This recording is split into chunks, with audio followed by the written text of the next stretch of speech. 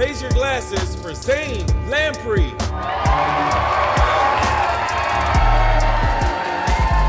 It's good to be here at the brewery, located in Anaheim. You know what? I feel weird because here's the deal. I don't want to lie to people at home. We are not Anaheim. We are in Placentia. And the reason I don't say that we're in Placentia is because Placentia sounds like that thing that a mother deer eats after it gives birth to a baby deer so that the wolves don't find it. Like, it's not really... The brewery. Wow, that's good. That's good beer. All right, that fills my contractual obligation to them. Placentia, that's a weird name. I did a show in Georgia in the city of Cumming, Georgia. That's a real place. Spelled the way that you want it to be spelled. It is. And I went there, I did a show at a brewery, and they gave me a sweatshirt that said, I heart Cumming, and I left it there. I'm not taking that sweatshirt with me. Tell me another occasion that I would wear that sweatshirt. Like, I'm gonna go, right now we're near Disneyland, so we need to let people at home know we're near Disneyland. This place is where fathers come after they've abandoned their families at the park. Like, this is that, you know what I'm saying? Like, this is where they come to be like, I can't fucking handle that anymore. They would not let me in Disneyland if I wore that shirt. And all I'm telling people is I love this city. You know what I mean? I love Cumming. As a sweatshirt, it's both like the most offensive sweatshirt and the most accurate. This is the 365th stand-up show that I've done at a brewery in the last 3 years. Yeah. Traveling around the country and doing stand-up shows in breweries. It is a treat. I get to try so much amazing beer. I love the vibe of breweries. Look at this place. Like, this place is amazing. If people at home knew the smell when you walked in here, it's incredible. Like, the smell, the barrels, it's fantastic. I love like a themed out place. I love when I walk in someplace like this and I feel transported. Like Irish pubs. Like, I love Irish pubs. There's an Irish pub near me, and a buddy of mine, Andy's a stunt guy, and he called me up to meet him for happy hour.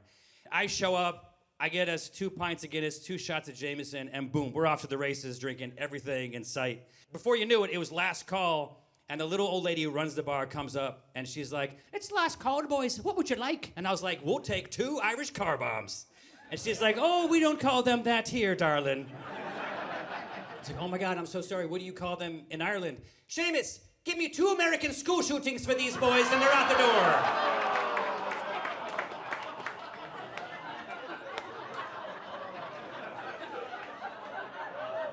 Oh.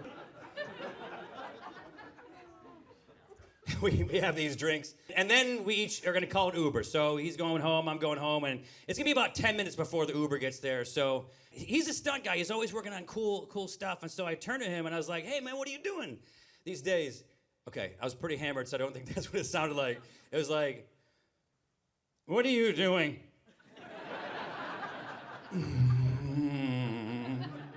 It's like, "I told you, man, I do movies. I do a stunt man, I do stunts." I was like, "Yeah, I know you do stunts, but what movie are you doing stunts on, stupid?" He's like, "Oh, I don't know."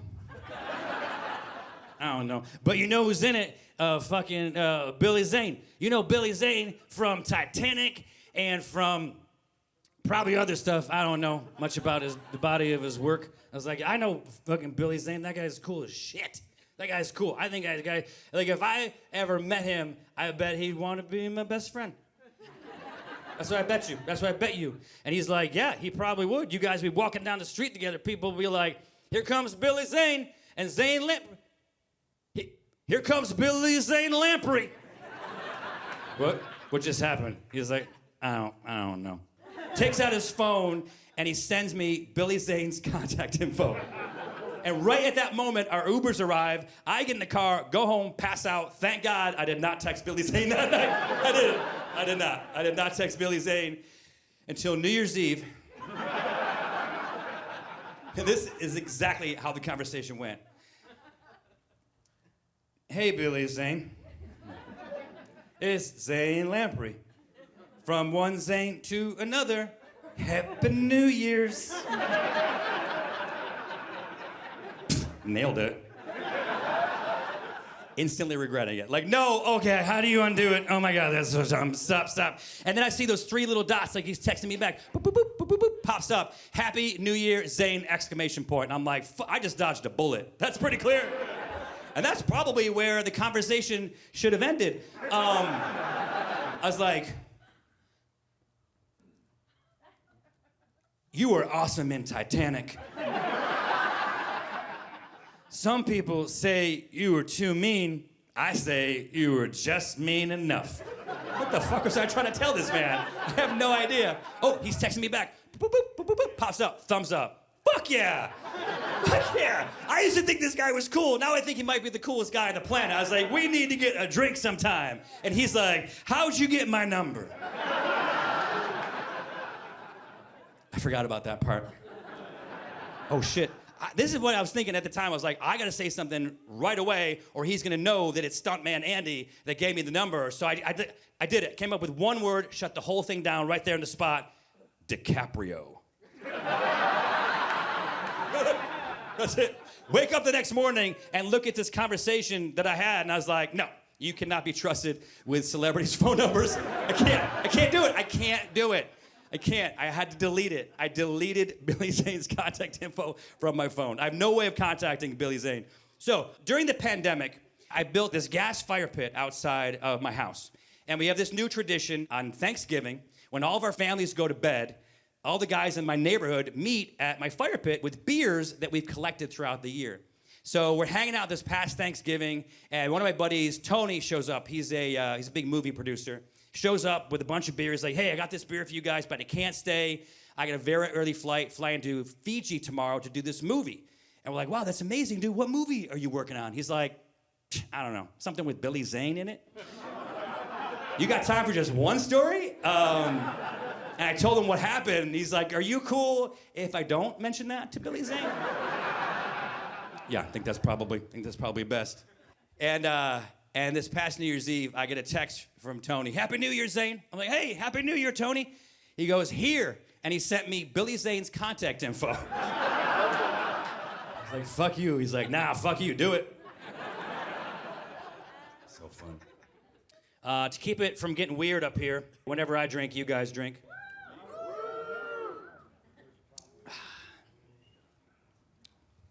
I recently celebrated my 40th birthday. 12-year anniversary, and he's 40? He should see a doctor about his face, because he looks like shit. Like, that is an old man face. He has never used moisturizer in his life. About 3 weeks before my 40th birthday, my wife comes to me and she says, what do you want to do? What do you want to do on your 40th birthday? It's a big day. It's not going to come around again. You can do anything you want. You can do anything you want to do. What do you want to do on your 40th birthday? I said, you know what I want to do? Nothing. I said, look, I hang out with people all the time. That is my job. I'd rather just hang out with you. You and I, we eat food, watch a movie. And she's like, you got it. And on the morning of my 40th birthday, my wife wakes me up, standing next to the bed with a tray of my favorite breakfast foods. Big stack of pancakes, waffles, French toast, bacon, eggs, beer, mimosa, Bloody Mary, mojito. I love this woman so much. And she puts it down on the bed, and it is absolutely the best birthday I've ever had, and that's a fact. Fact. It's just my wife and me and 17 cats trying to fight over one piece of bacon. It was chaotic.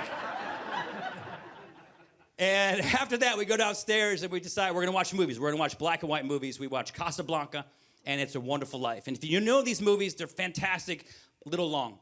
And after the second movie, I looked at my phone to see what time it was, and I was like, man, it's getting pretty late. I wonder what time the surprise party starts. Because it's my 40th birthday, that's what you do. When she said, what do you want to do? I was supposed to be like, oh, throw me a surprise party. Don't worry, I'll forget about it in 3 weeks. You know what? Here's a list of my friends. You can invite my friends. Fuck it, here's Billy Zane's info. He'll come. He'll text you back. He's pretty responsive over text. And she's like, this is what you wanted to do? And I was like, no, yes, I'm just saying we should probably get some food. She's like, oh, I'll get food? Yeah. So she gets some food on Postmates, and about a half an hour later, the food arrives. There's a knock at the door. She's like, you get the food, I'll get the silverware, meet you back here. And I open the door to 100 of my friends. Surprise! I had no idea. because I would put on pants. Well, I like to give the food delivery people a little bit of excitement when they come to my house. And my friends just push their way into my house carrying bottles of booze and cases of beer and bags of ice, every kind of food you can imagine. And they turn on the stereo and they fire up the barbecue and they get their blender going and boom. It is an instant party in my house with 100 people. And I go up to the first group of people and I was like, thank you so much for being here. I love you guys. This means the world to me. They go, hold on, Zane. You got to do a birthday shot. I was like, I'll do a birthday shot. What do you got there, bro? What is that? Rumple mints? Get out of my house. And I go to the next group, and I was like, hey, thank you guys for being here. They're like, oh, Zane, hold on, you go do a shot. And I'm like, yeah, what do you got there? What is that? A fireball. What's happening? Why are you guys doing this to me? Every group of people made me do a different shot. I did so many shots in such a short period of time. And I don't know about you guys, but I like to think about shots as like the super highway to that little town of regret. And I got there. Oh, yeah, I got there pretty quick. Because about an hour into the party, my wife announces we're having a beer pong tournament. That's news to me. So everybody pairs up. We go first. My wife, I think she's been practicing because I'm the first one. She just gets it in a cup. I get up there. I'm just lined it up. And I lost the ball in the backswing. But look, well, I was hammered. And so we're eliminated. We're out. So we're hanging out at the table. I'm on one side of the table. My wife's on the other side, and people are throwing the ball back and forth. But then I see that the further we get into this tournament, the more serious people are getting. And now we're in the championship, in the finals, and the two couples that are playing against each other are like bickering amongst themselves, and no one's having fun. It's kind of awkward. So I realized it's my job to make this party fun. So what I did was, when they were throwing the ball back and forth, I put one of my balls on the table. Yeah, I did. I just pulled it out. I did it. Well, I was gentle with it, if that's what your concern is. I pulled it out, I just laid it upon the table, and then my wife, who's standing across from me, I never forget what she said. My wife looks at me, she goes, what the fuck are you doing? I put one of my balls on the table. Can you believe that I just did that? She said, why the fuck is your ball on the table? Oh, because this is funny. She's like, take your ball off the table right now. I'm dead serious. Oh my God, you said I could do anything I want on my 40th birthday.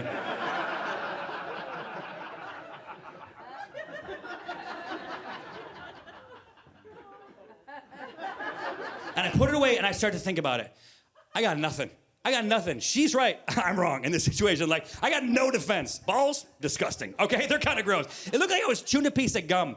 And I went to blow a bubble, but it fell out of my mouth into a pile of, like, cat hair, some twigs, and a Band-Aid. And I just picked it up and stuck it to my pants. And that's something people want to see at parties? No, that's not gonna help a party out at all. Because it's just one testicle, that made it better? No, arguably that's out of context. People don't even know what they're looking at. Like, what is on Zane's pants? Is that a kiwi fruit or what? Oh my God, that's his testicle. And then I realized what my wife is trying to tell me is, what would be funny is if I put the whole thing on the table. So that's what I did, put the whole thing on the table. And my wife, who's drinking a margarita, screams, spits out the margarita on it, burned more than you would imagine. I screamed out, it burns! My buddy thought I was on fire, picked me up, threw me in the pool, and that's the last thing I remember of my 40th birthday.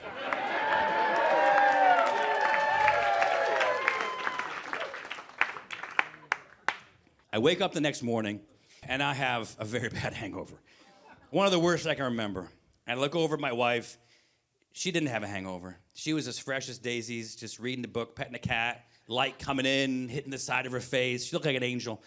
And I was just like, oh. She's like, oh, good morning. And I was like, no, it's not. Oh, my God. I'm not doing that again. She said, oh, what specifically?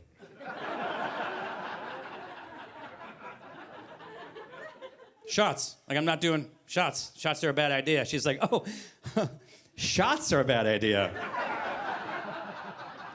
Honey, what are you saying? What are you trying to tell me? She's like, well, you know what? It doesn't matter. It's your birthday. You had fun. I just thought you weren't ever going to pull out your penis at a party that my parents were at. I thought I didn't know that I needed to say something, but I'm going to say now that I don't want that to ever happen again.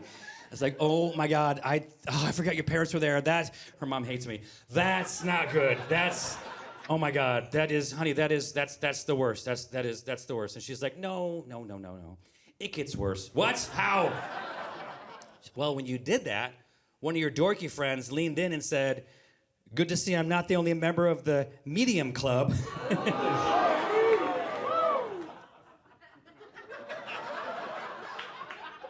I think you guys are missing a little context there. I was born on April 2nd. That's the springtime. It can be a beautiful, warm day, or like the day that I'm talking about, it can be unseasonably cold. Like, I think it's one of the coldest days ever, and we've ever experienced. And my wife comes in to console me, and she's just like, "No."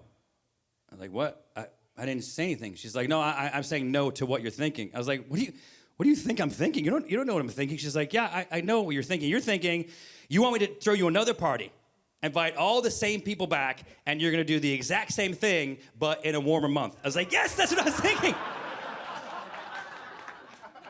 How about your mom's birthday? That'll be fine.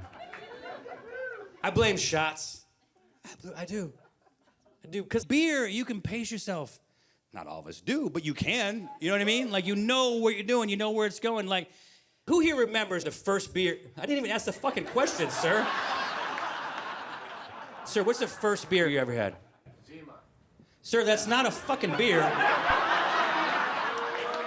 What's the first car you ever had, Zane? Well, it was a bicycle. That's not a fucking car, man.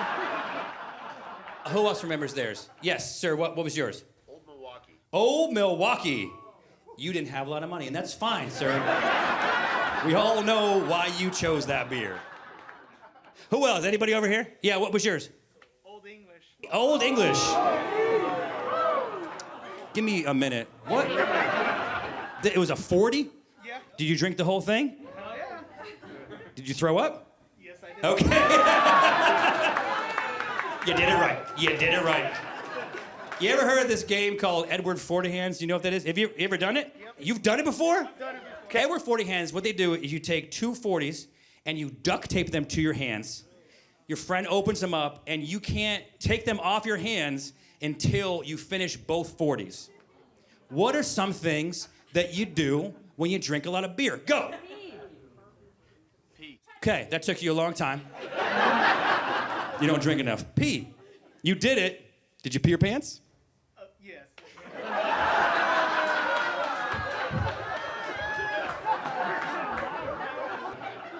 That's amazing. Kenny Rogers, what's the first beer? Oh, yeah, like there's any confusion over who I'm talking to. Yeah. Coors Banquet. Coors Banquet. You ever been to a banquet? Sir, what the fuck's a banquet? Because you could have gotten Coors Light, you could have gotten regular Coors. Guys, we're going to spend the extra nickel. Maybe you were having the banquet. Maybe you drinking it, that's the banquet right there. That's... Oh, yeah, it was a What the fuck? Your first memory is of having Coors Banquet when you were 5 years old? poolside, too. Poolside. Your parents did not want you. You know what? What's your name? Paul. Paul. We're gonna set up little Paulie by the side of the pool. Give him a Coors. Fuck it. Coors Banquet. If he's going out in style. We want people to know we got money. Yes, what's the first beer you ever had? It was a Miller Lite. Okay. Mexico. I was barely 18. Okay, guys, this isn't therapy. I'm just looking for the name of the beer. What was yours? Magic Hat 8. Magic Hat from Vermont. So your first beer was a craft beer. Okay. We don't like you to leave. We don't really want him here. He's too... I got this, guys. I got it. Go fuck yourself. I take it. Just because you're young and handsome, I hate you so much right now. I don't remember what kind of beer was my first beer. I remember where I was. I was at a family reunion. This was 1987, so I'm 15 years old. And they're starting the annual family softball game, and I'm sitting on a cooler, lacing up my Chuck Taylors. And my aunt's boyfriend pulls up in a brand new black Trans Am, Gold Eagle on the hood. You guys know what kind I'm talking about. This guy gets out of this car. He's got red hair, tapered into a mullet. and a big red mustache. He looks like the love child of Burt Reynolds and Danny Bonaducci. Like, that's fucking, yeah, that's cool. Hold on a second. Young guy. He looks like the love child of Ryan Reynolds and Ed Sheeran. Are you... Come back in. Come back in. And the guy, when he comes around the side of the car, I can see that he's wearing a half shirt and Daisy Dukes, and I was like, this guy fucks on a waterbed. God damn, he's masculine! Like, you could laugh at this all you want. Everyone who lived at that time, you know that that is the same outfit that Magnum P.I. wore when he solved crimes. And this guy walks right through this softball game, ignores everybody, walks right up to me. He comes up to me, he's like, hey man, you got beer in that cooler?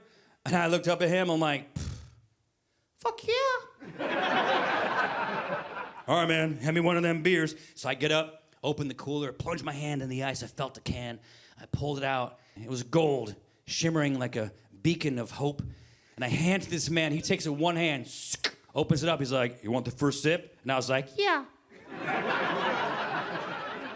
But the joke's on him. I'm not taking a sip. This is my first beer. I took a huge pull of this stuff. And the moment I tasted it, I was so confused because I pulled it out of the cooler. I chose that beer. I saw him open it and hand it to me. How in that time did this man manage to fill this can with his own urine? I don't know. Because that's what it tasted like to me. That's what it tasted like. And that is why, to this day, I hate gingers. Now, I've been telling that around the country. I don't know if you know what, like, the actual reaction to that is like, we'll be taking photos after the show, and, like, every redheaded person comes up and they're like, thank you, that was so amazing. I loved people around me feel uncomfortable. When I was in Asheville, North Carolina, Beer City, I told that joke, and it kind of felt a little weird, like people weren't laughing, and I realized that over here was this 6'8" red-haired man with a giant red beard. He looked like a Viking. And everyone's just kind of like...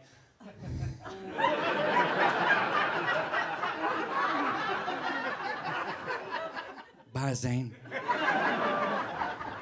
I did a show called Three Sheets. Traveled around the world learning about different drinking cultures by enjoying a drink with... I got hammered. I got hammered everywhere around the world, 72 countries. So then that network went off the air, and I did a show for Mark Cuban's channel, HDNet, the show called Drinking Made Easy. Did that for 3 years. That network went off the air. Nothing to do with me. It's not a pattern.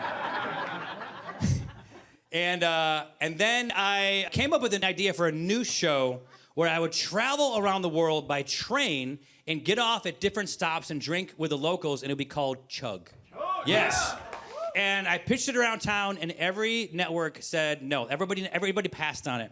And my mom called me one time, and she said, how's everything going with your Chug show? And I was like, Mom, everybody passed. And she's like, you should probably do a Kickstarter like Veronica Mars. And I said, Mom, you might be having a stroke. I don't know what you're talking about.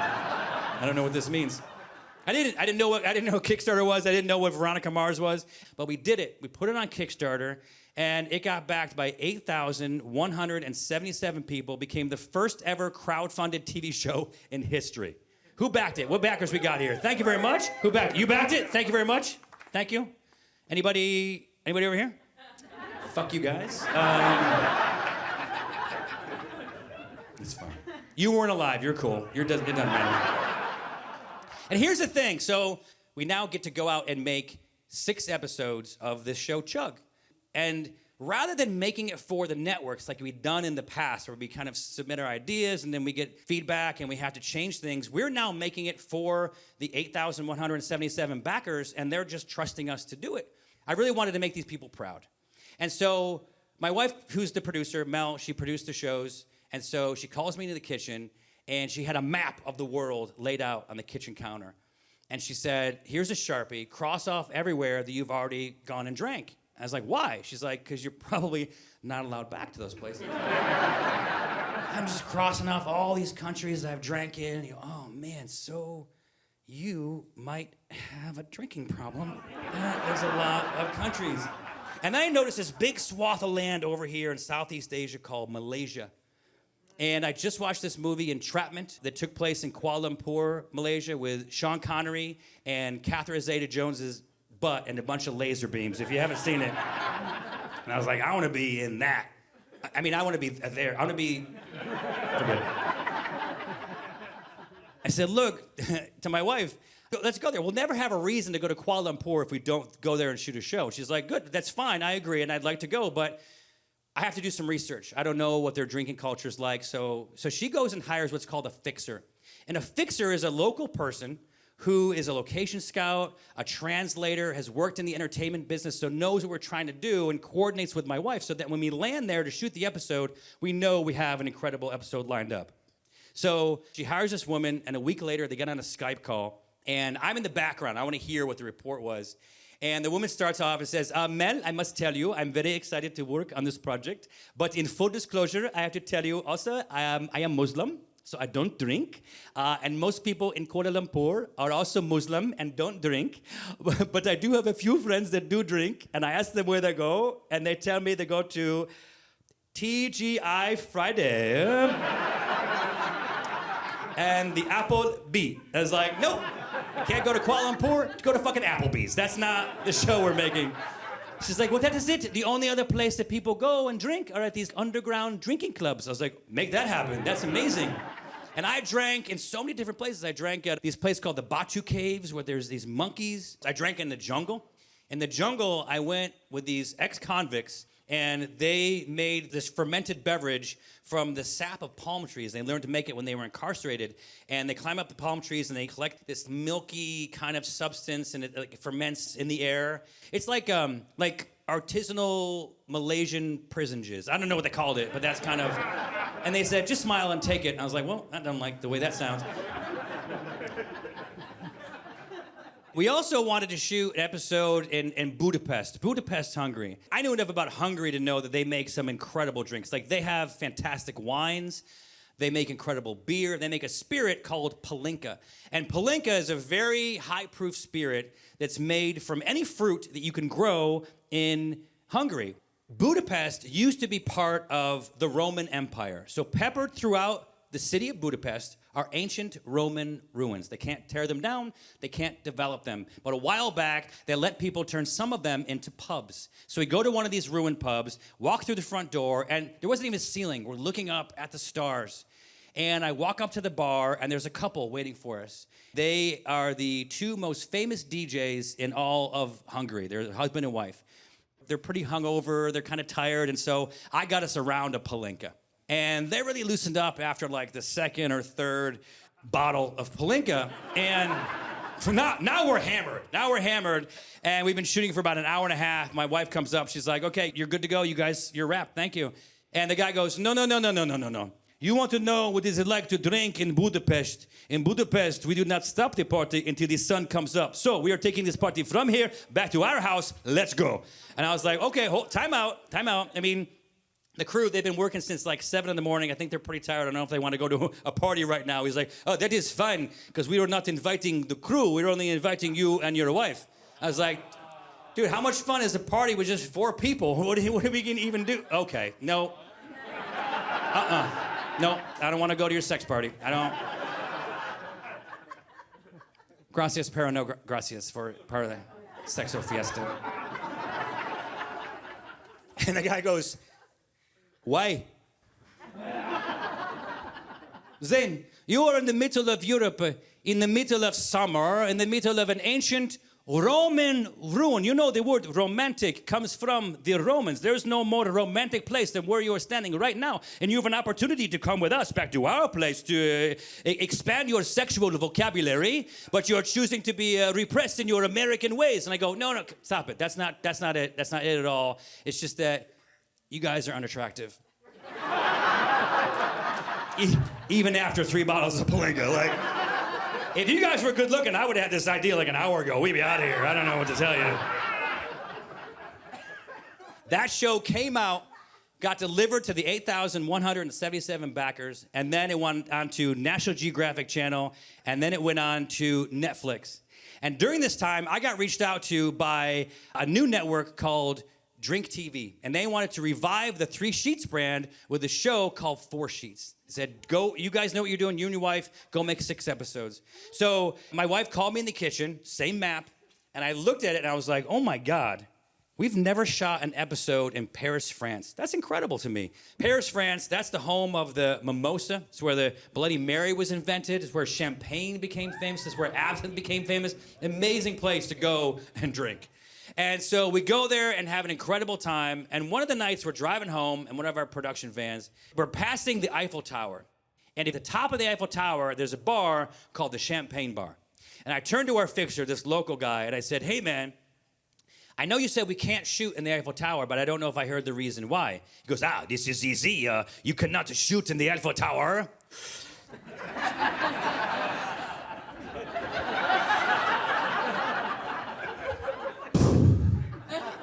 Because the Eiffel Tower is the most popular tourist destination in the world. In fact, it is so busy in the summer, the wait to get inside is like 5 to 6 hours, and we don't have that kind of time. I was like, no, I understand that. I get that. But did you actually ask them? And they said no. He goes, I don't need to ask them. I am French.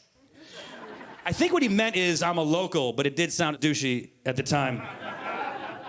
I said, look, man, I am this close to the Eiffel Tower. I don't want to be this close and not have at least asked them if we can shoot there. You ask them and they say, no, I'm fine with that. But I don't want to not ask because we think we know what the answer is. He's like, I will ask them, but again, I know what the answer will be. So the next day, we show up at the production vans, and this guy's got the biggest smile on his face, the biggest, yellowest smile, and he walks over to me. He's like, Zane, you are right. You do not know if you do not ask. And I asked them, and they said, yes, we can shoot at the Eiffel Tower. We can do it. But there are two conditions. The first condition is they will pick you up at your hotel at 4:15 in the morning. I was like, that's actually so early, it's late. Think about it. What's the other condition? Yes, the other condition is you must rent out the Eiffel Tower. Did you say I had to rent out the Eiffel Tower? He goes, yes, you must rent it out for 1 hour from 5 in the morning to 6 in the morning. I mean, I can't rent out the Eiffel Tower. I don't even know how much that would cost. Like, what? I don't even know what the budget is. He goes, oh, yes, I asked them, and they said to rent it out would be about 7,000 euro, about $8,000. I was like, do it. Are you kidding me? That's one of the easiest decisions I've ever made. I'm spending $4,000 to be able to shoot in the Eiffel Tower at the Champagne Bar. That's easy. I'm spending another $4,000 to be able to tell people for the rest of my life that I rented out the Eiffel Tower. Who's been there? Who's been to the Eiffel Tower before? Who's been there? Yeah, you were there. Did you rent it? No, you didn't rent it. They pick us up at about 4:15 in the morning. We go to the Eiffel Tower. We get there at about 5. And they bring us in this special elevator that brings us all the way to the top. We're at the top of the Eiffel Tower drinking champagne as the sun rises over Paris. And I'm kind of narrating this to the camera as my crew filmed it. And I was like, guys, stop, cut. Just put all the cameras down, put down all the gear. Be present. We got everything we need. Be part of what's happening here. This is pretty special. And we all had a glass of champagne, and we're watching the sunrise and laughing. And there's another group on the other side of the tower doing the same thing. And I was like, what the fuck are they doing in my tower? And our fixer's like, yes, I see them, and I asked the Eiffel Tower people why they are there. And apparently, they also rented out the Eiffel Tower. I was like, that's not how renting works. That's not... You don't show up at Avis and they're like, oh, Zane, we got your Camry ready, all cleaned up, gassed up, ready to go. This is Maud. She'll be traveling with you. She's got MapQuest directions and some called a triptych. I don't know what that is. Have fun. The other place we wanted to go to was Santorini. Santorini, Greece. It's a small Greek island with an Italian name. Every building is painted white except for the blue domed churches in the middle of the island. My wife goes, obviously, I want to go there too, but it's a small island, and it looks pretty touristy. I don't know what there is as far as drink culture, but let me do some research, and let me see if I can justify it. And so she goes and does this research, and this is what she found. This is true. The oldest vineyard in the world is on the island of Santorini. But it's so hot and sunny and sandy and windy that they don't grow the grapes on wires like we would see over here. They grow them on the ground in concentric circles. As the vine grows, they pull the leaves to the outside, and push the grapes to the inside to protect the grapes from the elements. The only problem is that that's only interesting for about half as long as it takes me to tell that story. Wine's not that fun. It's not. Wine had thousands of years to be cool, and they couldn't quite do it. Craft beer did it in 20. White Claw won't ever do it. Zima, just go home. Why are you still here? I said to my wife, I'm not sure if this is gonna cut it. She's like, no. I found other stuff, and then the last thing we do is gonna be a surprise. And I was like, okay, I'll wear pants. Remember at my party? So we go to Santorini, have an incredible episode, and the last scene we do, we go to a place called Brothers Saloon. And I walk in the bar, and there's one of the brothers leaning against the bar, and he's like, your wife says you want to try our signature shot called the head shot. And I was like, yeah, let's do it. And so he pulls out a shot glass, an empty shot glass, puts it on the bar, and he fills it up with Greek ouzo and tops it with sambuca. And then he hands me a scooter helmet, so I put that on. And then I pick up the shot glass, and he picks up a baseball bat, and my wife goes, action.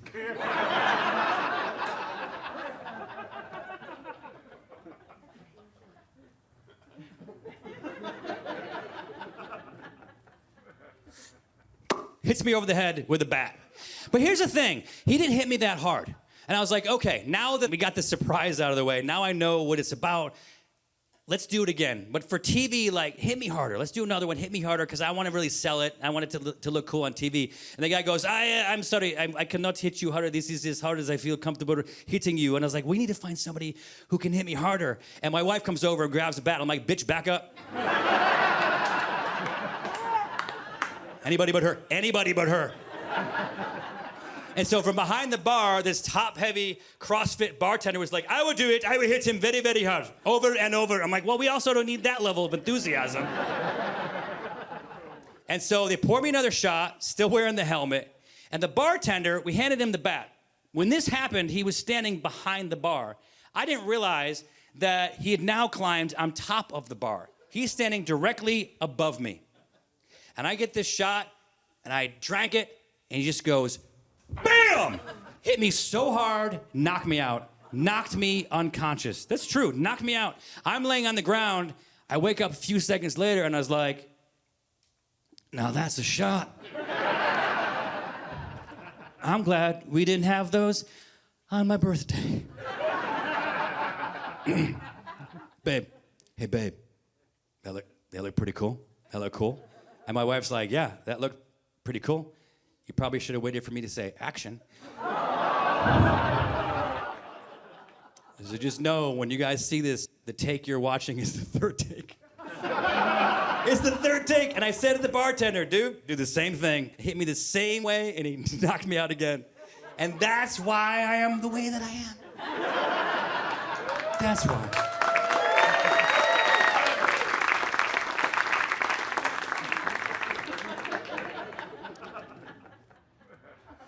If you didn't know who I was before this, you've now learned that I'm a comedian. I travel around the country doing stand-up, mostly at breweries. And I also do travel shows where I travel around the world drinking.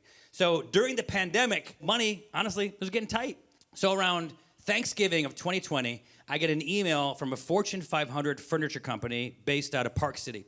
And they said, Zane, we would love to have you do your stand-up for our annual Christmas party. I was like, that sounds like fun. They said, great, can you hop on a conference call tomorrow to talk about it? Absolutely.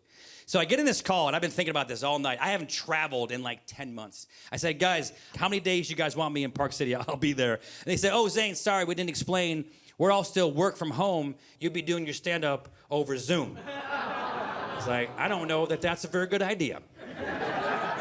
And she's like, you know what? We talked about that, and we thought maybe you were going to say that. And besides, we're a little embarrassed. All we had in the budget to pay you was $12,000. I was like, we'll try. I got some Eiffel Tower debt I'm trying to work through right now, so I need this to happen. I was like, look, along with my regular stand-up, I would love to write some stuff for you guys. Is there somebody there that can maybe tell me a little bit about your company? And this woman, Mary, she's like, oh yeah, I've been here the longest. And she tells me about how the company was formed, how the partners met, how they got their name, the first piece of furniture they ever made. And after about 10 minutes, I was like, okay, this is great. We're gonna have so much fun. I will talk to you guys in a month. And she's like, oh, sorry, hold on. It's not even a big deal, but you should probably know that we are a Mormon company. So if you could just don't do any of your drinking jokes. Where did you find me?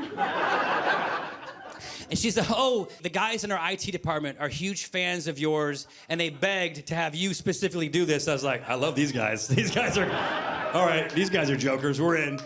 And so the morning of, it's a few days before Christmas, and I wake up and I set my laptop on the dining room table, and I can see my face in it. I got the Christmas tree over here with all the presents and lights, everything going on. Over here, I got a fire going in the fireplace and stockings, one stocking for every cat. 37 stockings. But I'm taking it seriously. Like I'm wearing a sport coat and a nice shirt, tie, no pants, no underwear, just, you know, balls on leather. And I go and I click on the invitation, and suddenly there's 150 people staring at me. I know that they can hear me, but I also know that they know that they're muted and I can't hear them, because half of them are just eating cereal. Yes. Have you ever seen a Mormon eat cereal? Have you not? They're not here. Relax, guys. Fine.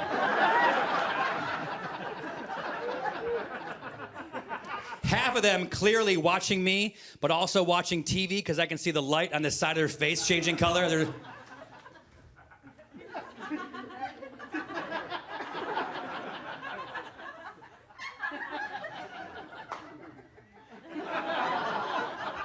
One guy clearly yelling at all of his kids. He's like... Another guy clearly yelling at all of his wives. He's like...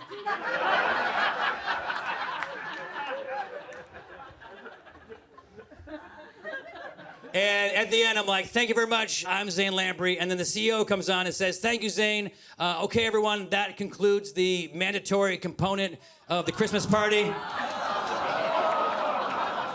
Everyone is free to go, but Zane has offered to stick around and answer questions for anybody that has them. And every screen just went black, just boop, boop, boop, boop, boop, boop, boop, boop, boop, boop, until it was just me and 3 hammered IT guys.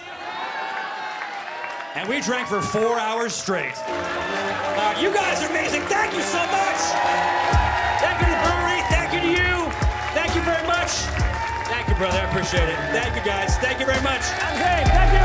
I want to thank my wife, Mel Lamprey, for the other producer. Yes.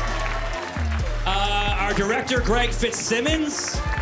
Our producer, Hess Wesley. Our other producer, Nick Jerry, who's right there. Nick Jerry's also opened with me every show that I've done, and he is running camera. He's doing about everything.